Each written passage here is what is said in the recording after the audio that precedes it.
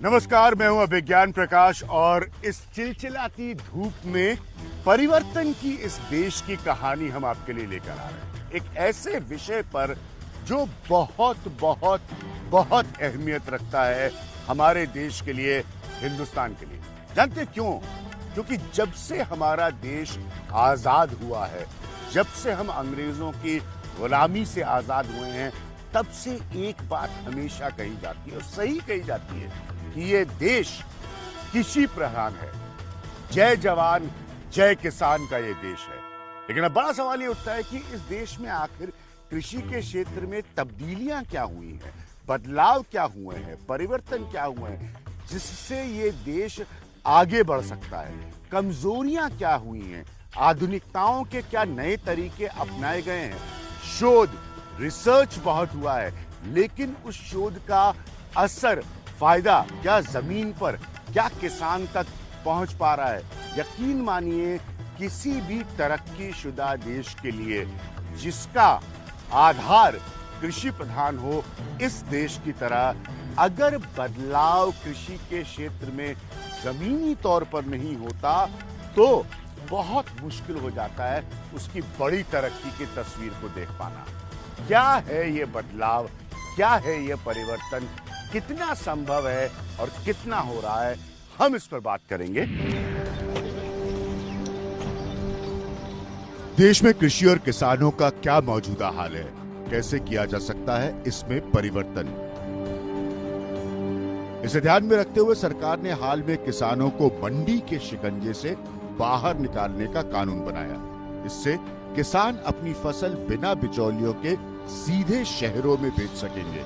तो क्या किसानों को मंडी से छुटकारा जैसे नए सुधारों से बदलेगी उनकी जिंदगी? मुनाफे की उम्मीद बड़े किसान को ज्यादा, छोटे को तो नहीं लग रहा, क्योंकि इस पे सारा सौदा या सामान भाड़ा वगैरह बात कुछ नहीं है।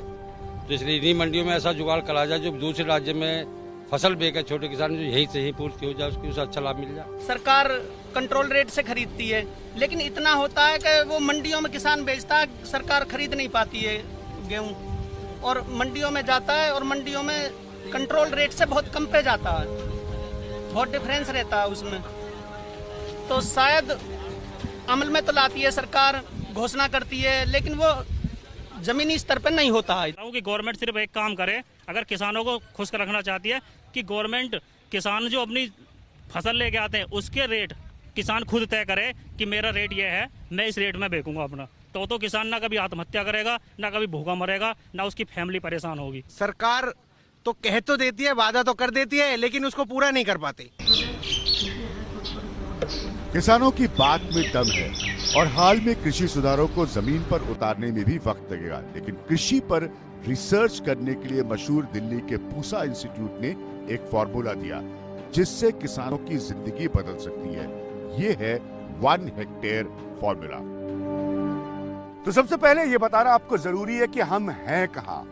अनुसंधान यानी कि रिसर्च जो है वो कृषि के क्षेत्र में बहुत मायने रखता है।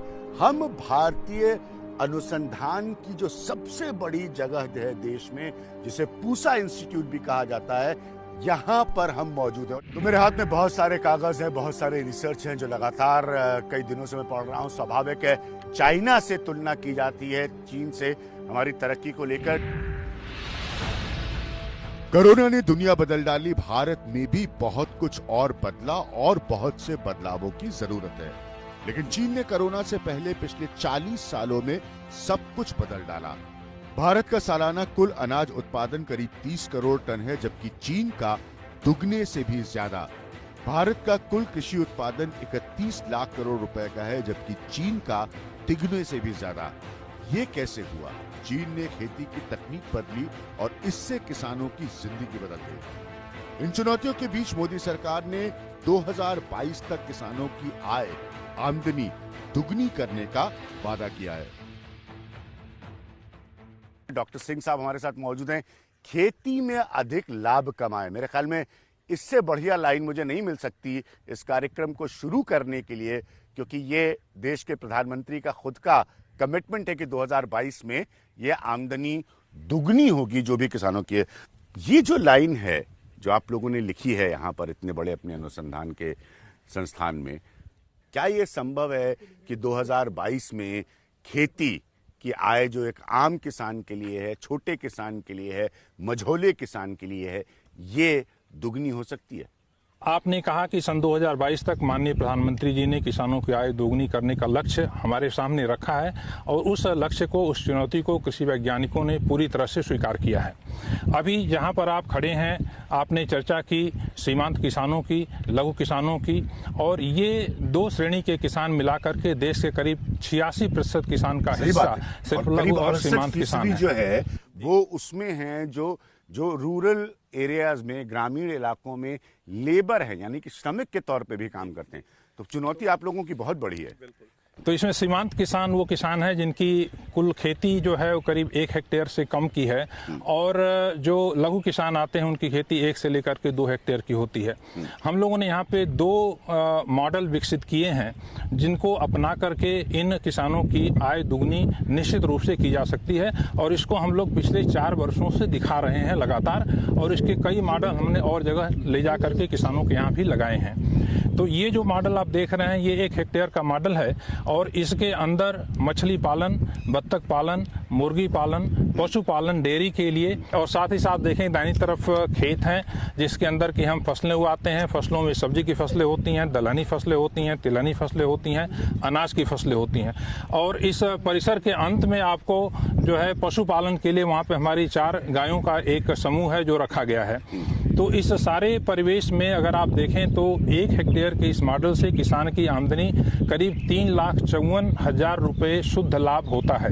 अगर यही किसान धान गेहूं की सिर्फ खेती करता है तो 1 हेक्टेयर में उसको 1,20,000 के आसपास मिलता है। तो जैसे कि सिंह साहब बता रहे थे, देखिए ये साथ में खेत है, तो ये 1 हेक्टेयर में अलग अलग तरह का शोध और विकास खेती का किया जा रहा है। ये मूल मकसद है, और इन बातों को देश के अलग अलग किसान तक पहुंचाना ताकि देश का किसान तरक्की कर सके। अब ये सब कहने की बहुत अच्छी बातें हैं, लेकिन इसका क्रियान्वयन, एग्जीक्यूशन, इम्प्लीमेंटेशन, यही सारे बड़े सवाल होते हैं। अब देखिए यहाँ पर मुर्गियों का पालन, सिंह साहब थोड़ा सा समझाइए। आप पहले बता रहे थे कि इनके पालन से इस 1 हेक्टेयर के एरिया को फायदा क्या हो रहा है? तो इस 1 हेक्टेयर में जो मॉडल विकसित किया गया, इसमें करीब 35 मुर्गियां रखी गई हैं और इतनी ही बत्तखें हैं। इनमें से 10 मुर्गी और 10 बत्तख जो है, 10 अंडे हमको मुर्गी से और 10 अंडे बत्तख से प्रतिदिन प्राप्त होते हैं। तो 20 अंडे 10 रुपए के हिसाब से 200 रुपए का अंडा हमको डेली मिलता है। तो 30 दिन में 6,000 का अंडा हुआ, और 1 साल में जो है 72,000 रुपए का सिर्फ हमको बत्तख और मुर्गी का अंडा मिला करके प्राप्त हो जाता है। तो इस प्रकार से जो मैंने बताया कि मुर्गी की ड्रॉपिंग पानी के अंदर गई, उसको बत्तख खाने के रूप में प्रयोग की, बत्तख की ड्रॉपिंग भी पानी के अंदर गई, वो जमीन में खाद बनी, उस पानी में जो है पोषक तत्वों की मात्रा बढ़ी, उसको हम सिंचाई के लिए, फसलों के लिए प्रयोग कर रहे हैं, उनकी उत्पादकता बढ़ती है।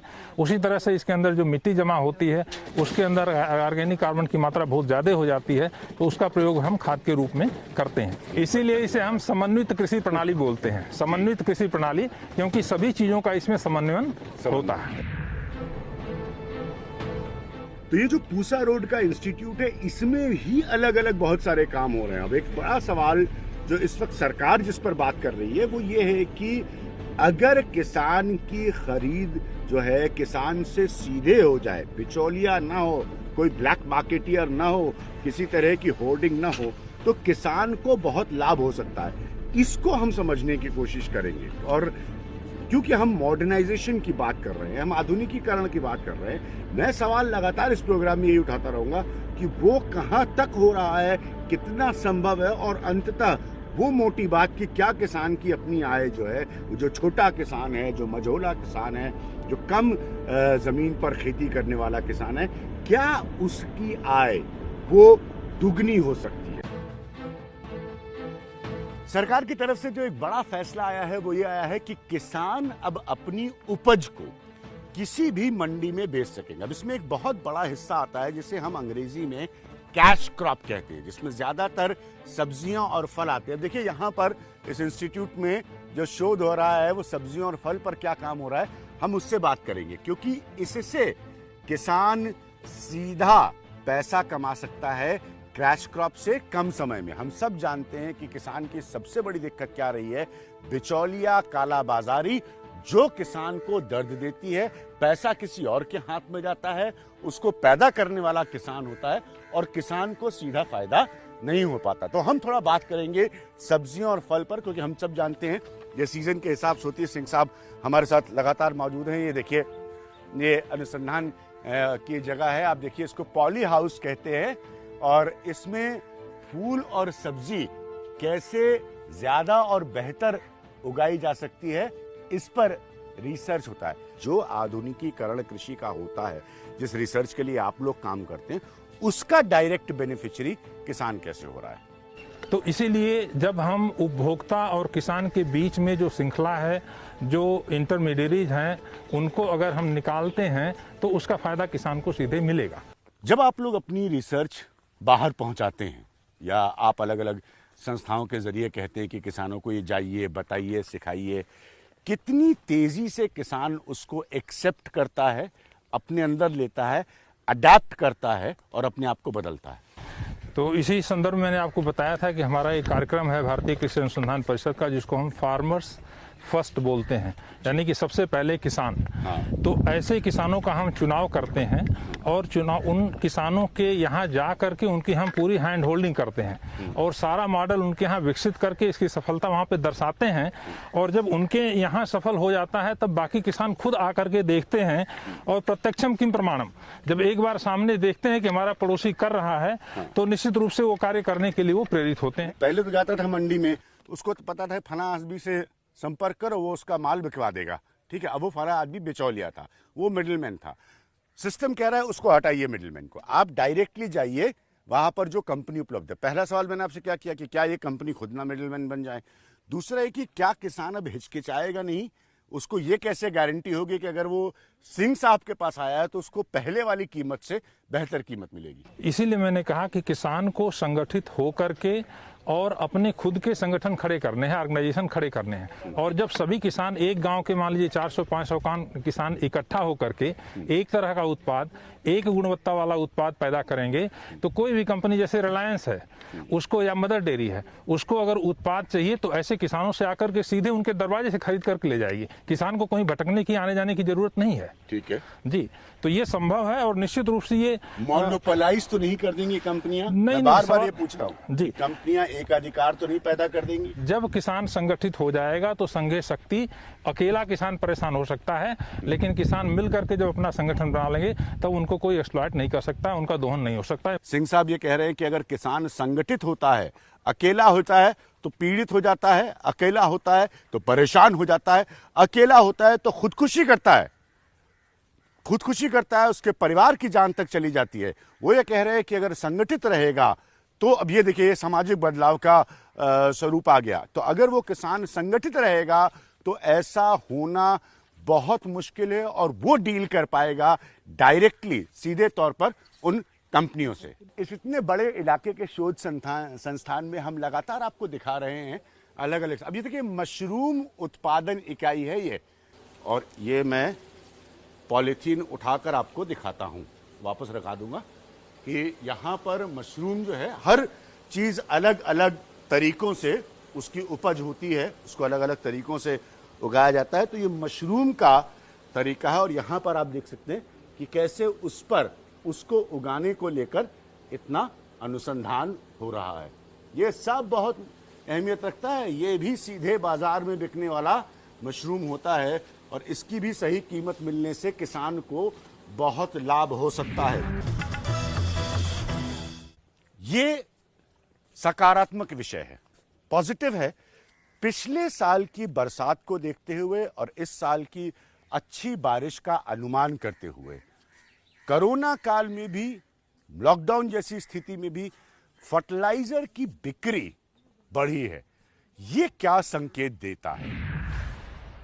जब कोरोना ने देश का कोना कोना बंद कर दिया तब भी किसान खेत गया, फसलों को रोपा, उगाया और इतना ही नहीं, आने वाले वक्त के लिए वो तैयारी में भी जुट गया।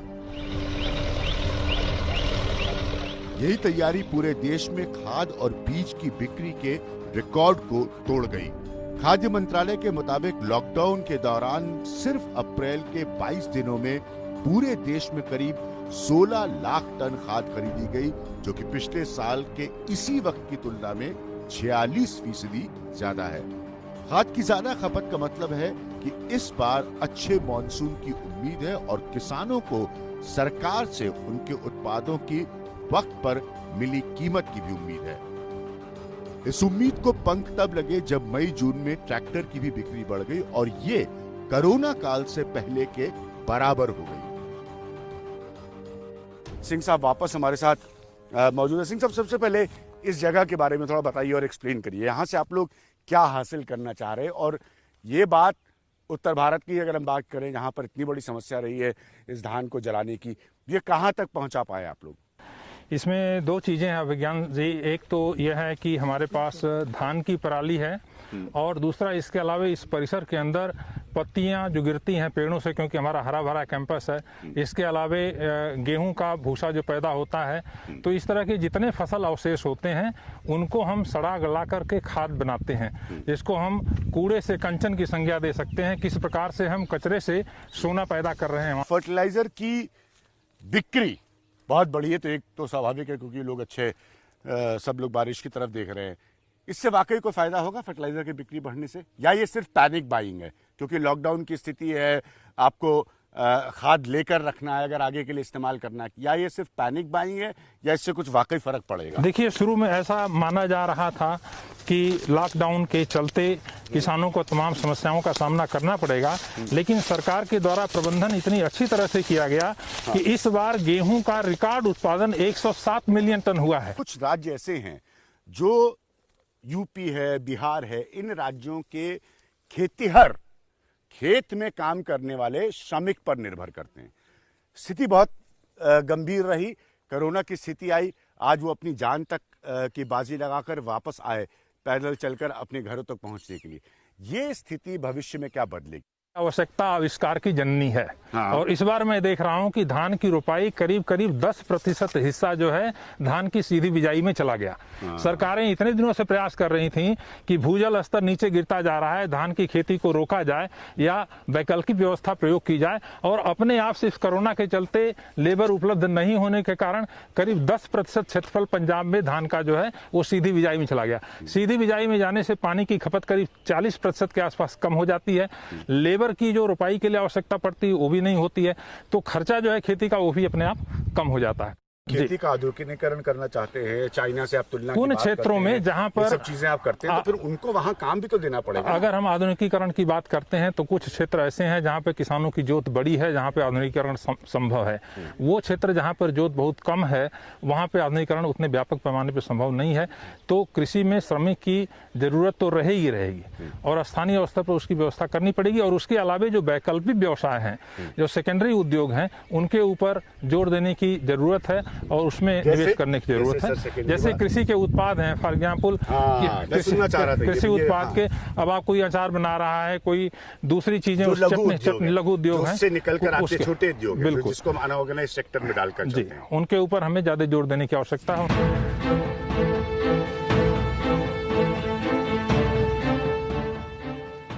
मैं एक आधुनिक प्रयोगशाला में कदम रख रहा हूं और सिंह साहब और आपके लोग हमें समझाएंगे। आप सब इन लोगों को देख सकते हैं, ये वैज्ञानिक हैं, कृषि के वैज्ञानिक हैं, एग्रीकल्चरल साइंटिस्ट हैं, और ये आप प्रयोगशाला से खुद देख सकते हैं, ये अलग अलग तरीकों से इस बात पर काम कर रहे हैं कि जो मिट्टी, जो हमारे देश की मिट्टी किसान जिसका इस्तेमाल करके अपना उत्पादन कर रहा है, वो समय के साथ साथ दुनिया जैसे जैसे बदलती जा रही है, समय के साथ साथ वो मिट्टी और कितनी बेहतर हो। लोग को समझाने के लिए मैं पूछ रहा हूँ। जी ऑर्गेनिक फार्मिंग अलग से कौन सी फार्मिंग होने जो रासायनिक जो केमिकल्स ज्यादा डाले गए हैं उनकी मात्रा हम कम करते हैं, उनके साथ संतुलन बनाते हैं। मैं ये भी नहीं कहूंगा कि रासायनिक उर्वरकों का प्रयोग बिल्कुल नहीं करना चाहिए। हमको अगर उत्पादन लेना है तो जमीन को खुराक देनी पड़ेगी,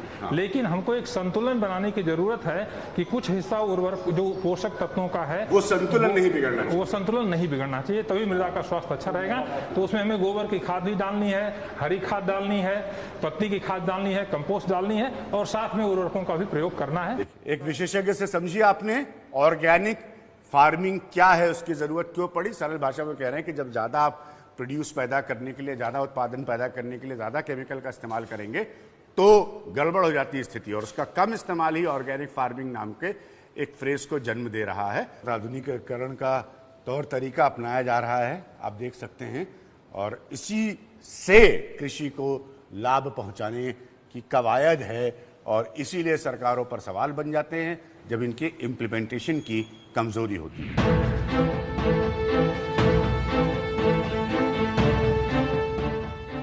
तो आप देख सकते हैं भरी हुई बोरियां अनाज की, ये एफसीआई का गोडाउन है। यार एक बात जरूरी है यहां पर बताना कि कैसे अनाज नष्ट होता है या वेस्ट हो जाता है, इस पर भी देश की सर्वोच्च अदालत सुप्रीम कोर्ट अपनी बात कह चुकी है। पंच साहब, सरकार जो नए रिफॉर्म के कदम पर बात कर रही है कि अनाज पैदा करने के बाद या सब्जी पैदा करने के बाद या किसी तरह की कैश क्रॉप पैदा करने के बाद सीधे किसान जाकर उसको डायरेक्टली डील करे और कंपनियां उससे आकर खरीदे, मंडी में किसान सीधे, ये कारगर हो सकता है, ये वर्केबल हो सकता है?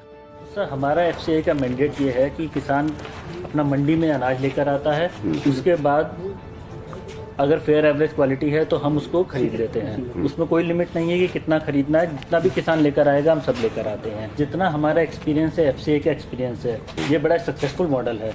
इसमें किसानों को बहुत फायदा हो रहा है, वो डायरेक्ट मंडी में जाके अपना अनाज बेच रहे हैं, बिचौलिया बीच से हट गया है। देखिए, एक बात मैं यह कहना चाहता हूं कि चाइना से हम सब नाराज हैं, उसका जवाब अपने तरीके से देना चाहते हैं। अगर हम कृषि के क्षेत्र की बात करें तो कुछ सबक भी हैं सीखने के लिए। अब जैसे आप अगर कृषि की बात करें तो उसके मार्केटिंग में, उसको कृषि के उत्पाद को बेचने, आगे बढ़ाने के लिए बदलाव ऐसे होने चाहिए कि किसान खुद से खुद फायदेमंद महसूस करे, इंसेंटिवाइज्ड महसूस करे। दूसरी बड़ी बात जो बिल्कुल साफ नजर आती है कि दूरगामी तरीके से प्रति हेक्टेयर आमदनी का जो प्रतिशत है वो बढ़े और सब्सिडीज पर जो निर्भरता है वो आहिस्ता आहिस्ता करके कम हो, ताकि सरकारों पर भी सब्सिडीज का बोझ जो है वो कम होने लगे। तब हम ये बड़ा बदलाव और आगे ले जा पाएंगे। चीन से मुकाबला हम कैसे करेंगे? चीन में खेती की कम जमीन के बावजूद उसका उत्पादन ज्यादा है। उसी तर्ज पर भारत को अपनी खेती का तरीका बदलना पड़ेगा। न भारत का किसान पिछड़ा है और न भारत की जमीन पिछड़ी है। हमारे पिछड़ने की वजह है तकनीक और सरकारी लापरवाही। भारत में खेती लायक जमीन करीब 16 करोड़ हेक्टेयर की है, जबकि चीन में सिर्फ 12 करोड़ हेक्टेयर। चीन के 1 हेक्टेयर खेत में औसतन 6,500 किलो उपज होती है, लेकिन भारत में सिर्फ 2,500 किलो। मतलब साफ है कि चीन के पास खेती लायक जमीन तो भारत से कम है, लेकिन उसका उत्पादन कहीं ज्यादा है। परिवर्तन में हम सिर्फ समस्या की बात नहीं करते, हम समाधान की भी बात करते हैं, और वो कहानियां आपको बताएंगे जहां पर किसानों ने मुश्किल हालात को एक बड़े अवसर में बदल दिया। ये कहानी पुणे से, महाराष्ट्र के पुणे से, और सबसे खास बात, इन किसानों ने अपनी मेहनत से यह साबित किया कि किस तरह की आमदनी उन्होंने हासिल की। सुनकर आप दंग रह जाएंगे। और न सिर्फ उतना, इस मुश्किल समय में उन्होंने बाकी लोगों को, दूसरों को रोजगार भी दिया।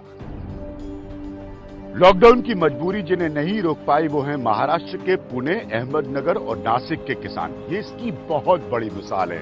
ये किसान शहर के ग्राहकों से सीधे ऐसे जुड़े कि लॉकडाउन की आपदा में भी 100 दिन में 3 करोड़ रुपए से ज्यादा का इन्होंने कारोबार कर लिया। दोस्त का फोन आया और वो बोला मुंबई में 80 रुपए किलो टोमेटो चल रहा है। तभी हमें यहाँ पे 8 रुपए किलो से भी कोई टोमेटो पूछ नहीं रहा था। तभी डिसाइड किया कि मुंबई में जाके हम लोग अपना खुद का प्रोड्यूस बेचेंगे, और उसको इतना अच्छा रिस्पांस आया कि हमने डिसाइड किया कि अभी यही करेंगे। उसके बाद हमने किसान कनेक्ट फार्मर प्रोड्यूसर कंपनी ये खोल के मुंबई और पुणे में वेजिटेबल सप्लाई करना चालू किया। जो जागतिक महामारी है कोरोना, उसकी वजह से मेरा माल जो है वो व्यापारी तक नहीं पहुंच रहा था। व्यापारी ने उससे खरीदी करने के लिए मना किया था। तो हम सुशिक्षित शेतकरी ने मिलकर एक किसान कनेक्ट फार्मा प्रोड्यूसर कंपनी की स्थापना की, उसकी वजह से जो हमारा माल है वो डायरेक्टली ग्राहक तक पहुंच रहा है। अब किसान कनेक्ट एक हमारी ज़िंदगी का काइंड ऑफ अहम हिस्सा बन चुका है। तो हम वीकली प्लानिंग करते हैं कि क्या फ्रूट्स, क्या वेजिटेबल्स, क्या एक्सोटिक वेजिटेबल्स चाहिए, और उस हिसाब से हम हमारी बास्केट एवरी वीक किसान कनेक्ट से मंगाते हैं। So thank you so much किसान कनेक्ट। इसलिए ये बात सामने निकल कर आई शो के जरिए कि अगर इस देश का किसान एकजुट हो जाए तो उसकी ताकत का अंदाजा नहीं लगा सकते और कोई उसे नहीं लूट सकता। ये है मेरे देश के भविष्य की तरफ देखने की कहानी। ऐसे ही आप जुड़े रहिए परिवर्तन में मेरे साथ, शनिवार रात 10 बजे और रविवार सुबह 10 बजे। बाकी एबीपी न्यूज पे खबरें आप लगातार देखते रहिए और जब वक्त हो परिवर्तन का, जुड़े रहिए।